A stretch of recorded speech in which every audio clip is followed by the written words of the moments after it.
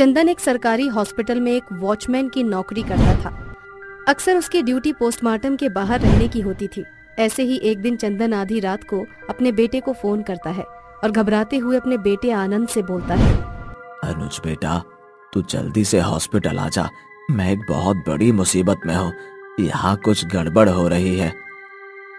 आप फिक्र मत करो पापा, मैं बस 10 मिनट में आपके पास पहुँच रहा हूँ। आप बस अपना ख्याल रखना। अब आनंद फोन रखकर अपने पापा को लेने जाने के लिए तैयार होने लगता है। तभी उसकी माँ उठती है और आनंद से बोलती है, क्या हुआ बेटा, तू इतना घबराया हुआ कहाँ जा रहा है और इतनी रात को तू कहाँ जाने की तैयारी कर रहा है? माँ, पापा बहुत बड़ी मुसीबत में है। अभी अभी पापा का फोन आया था। उन्होंने बताया मुझे वो बहुत परेशानी में लग रहे थे। मुझे जल्द से जल्द पापा को लेने जाना होगा। अगर ऐसी बात है बेटा तो तू जल्दी आ, अब तो मुझे भी बहुत चिंता हो रही है। अब आनंद अपने पिता को लेने हॉस्पिटल जाता है और पोस्टमार्टम रूम के बाहर पहुंचता है, जहां वो अपने पिता की लाश को देखता है। अपने पिता को जमीन पर पड़ा हुआ देखकर आनंद बहुत ज्यादा घबरा जाता है और अपने पिता को उठाते हुए बोलता है, पापा उठो, देखो मैं आ गया हूँ। आपका आनंद आपको लेने आ गया है। आप मुझे बताइए क्या हुआ, आप इतने परेशान क्यों थे?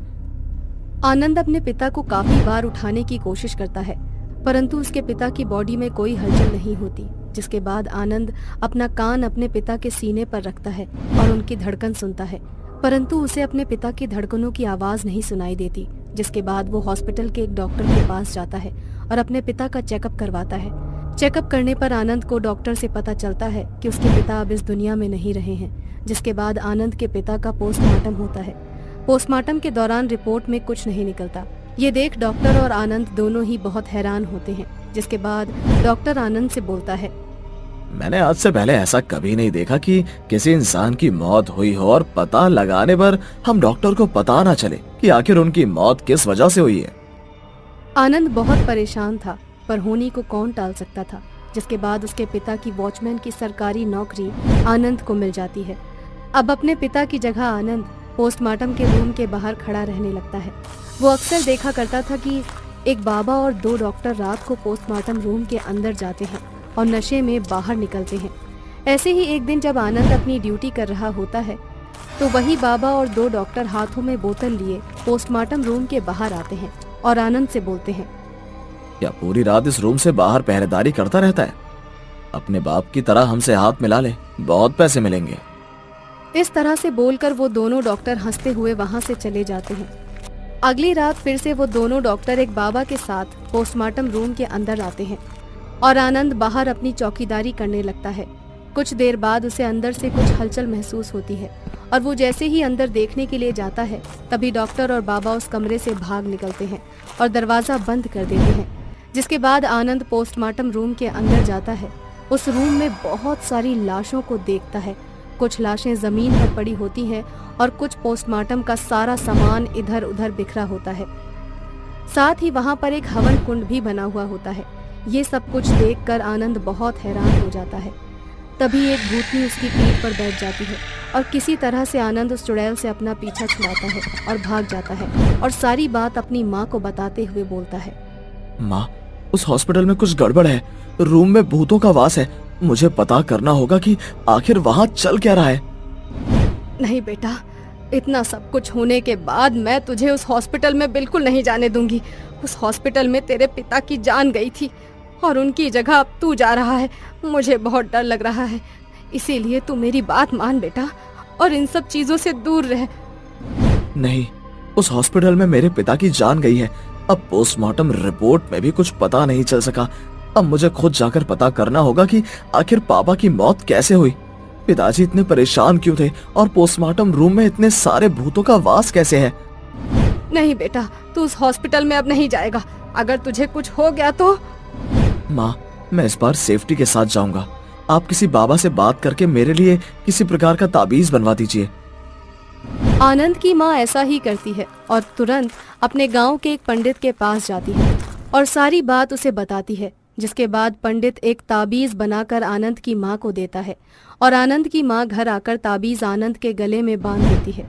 जिसके बाद आनंद हॉस्पिटल जाता है और पोस्टमार्टम के रूम के बाहर एक छोटी सी खिड़की से झांकने लगता है, जहां वो देखता है कि वो बाबा कुछ पूजा कर रहे हैं और डॉक्टर लाशों के साथ दुष्कर्म कर रहा है। ये सब कुछ देखकर आनंद को बहुत गुस्सा आता है और वो अंदर आकर डॉक्टर और बाबा को रोकता है। जैसे ही आनंद अंदर जाकर उन्हें रोकता है, कुछ भूत वहां आ जाते हैं। उनमें से एक बाबा को मार डालती है। उसके बाद सारे भूत मिलकर उन दोनों डॉक्टरों को भी मार देते हैं और फिर आनंद को मारने के लिए आगे बढ़ते हैं, परंतु वो लोग आनंद का कुछ नहीं बिगाड़ पाते। जिसके बाद आनंद बोलता है, तुम लोग कौन हो और तुम लोग मुझे क्यों मारने के लिए आगे बढ़ रहे हो? मैंने तो तुम्हें इस बाबा और डॉक्टर से बचाया है जो तुम्हारे साथ गलत कर रहे थे। हम भूतनी हैं और तू इन डॉक्टर और बाबा के साथ मिला हुआ है। बस हमें बेवकूफ बनाने के लिए ये सब कर रहा है तू। नहीं, मैं इनका दोस्त नहीं हूँ। मैं तो यहाँ अभी कुछ दिन पहले ही आया हूँ। मेरे पिता की मौत होने के बाद मुझे मेरे पिता की नौकरी मिली है। मैं तो बस ये जानने के लिए आया था कि मेरे पिता की मौत आखिर कैसे हुई। अच्छा, तो तू चंदन का बेटा है। फिर तो तुझे मरना ही होगा, क्योंकि तेरा बाप भी इन दोनों डॉक्टरों और बाबा के साथ मिला हुआ था, जो हमारी लाशों के साथ दुर्व्यवहार करते थे, और ये बाबा हमारी आत्माओं का पोस्टमार्टम करता था। क्या? भूतों का पोस्टमार्टम? फ्लैशबैक। बाबा और 2 डॉक्टर लाश के साथ दुर्व्यवहार कर रहे थे, तो वहीं चंदन नाम का वॉचमैन उन लोगों का साथ दे रहा था। परंतु तभी एक आत्मा उस बाबा के चुंगल से आजाद हो गई और उसने उन सब पर हमला कर दिया। परंतु इस बीच बाबा और वो दोनों डॉक्टर वहां से भाग गए, परंतु चंदन वहीं फंस गया। जिसके बाद उस आत्मा ने चंदन के गले में एक कैंची डाल दी और चंदन की मौत हो गई। चंदन की मौत होने के बाद चुड़ैल ने उसके जख्म को भर दिया, जिस वजह से पोस्टमार्टम की रिपोर्ट में किसी को पता न चल सका कि आखिर उसकी मौत कैसे हुई। फ्लैशबैक से बाहर। तेरा बाप एक लालची इंसान था जो इन लोगों के साथ मिलकर काम किया करता था और खूब सारे पैसे कमाया करता था। तेरे बाप को पता चल चुका था कि आज उसकी मौत निश्चित है, इसीलिए उसने तुझे फोन किया। आज हम भूतों का बदला पूरा हुआ। अब वो बाबा हम भूतों का पोस्टमार्टम कभी नहीं कर पाएगा और ना ही हमें अपनी कैद में रख पाएगा। इतना बोलकर वहां से सारे भूत गायब हो जाते हैं। ये सच जानकर आनंद के दिल को बहुत ठेस पहुंचती है और वो घर आकर सारी बात अपनी माँ को बताता है, जिसके बाद उसकी माँ उससे बोलती है, अगर ये सब कुछ सच है बेटा, तो उन भूतों ने बहुत अच्छा किया तेरे पिताजी को जो मार दिया। बुरे कर्म करने वालों के साथ हमेशा ही बुरा होता है। मैं तो बस यही चाहती हूँ कि तू अपने बाप की तरह ना बने। अब आनंद अपने पिता की मिली हुई नौकरी को छोड़ देता है और वो कोई दूसरी नौकरी करता है, जिसे वो काफी ईमानदारी के साथ करता है और बहुत जल्दी तरक्की के आसमान को छूने लगता है और अपनी माँ के साथ खुशी खुशी रहने लग जाता है।